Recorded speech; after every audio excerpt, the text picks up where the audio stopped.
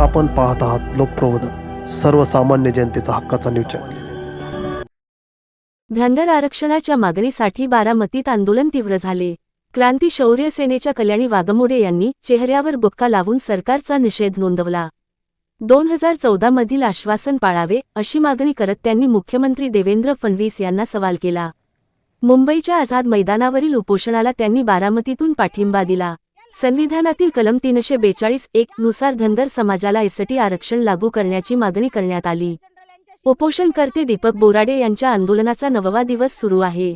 सरकारने तात्काळ निर्णय घ्यावा, अन्यथा परिणाम भोगावे लागतील, असा इशारा क्रांती शौर्य सेनेच्या वतीने देण्यात आला।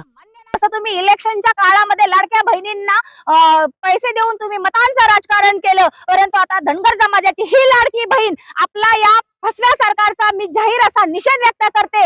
आणि ज्या पद्धतीने खूप मोठी शोकांतिका आहे की आज हा काळा बुक्का आम्ही दोन प्रकारे ह्याचं म्हणणं म्हटलं जातं की सद्भावनेने आम्ही पांडुरंगाला बुक्का लावतो, परंतु आज एक लाडकी बहीण बारामतीच्या या शारदा प्रांगण मधून हा काळा बुक्का माझ्या चेहऱ्याला लावून हा चेहरा मी सरकारचा काळा कारनामा किंवा सरकारचे फसव्या धोरणाचा मी जाहीर असा निषेध व्यक्त करते। फसव्या सरकारचा जाहीर निषेध।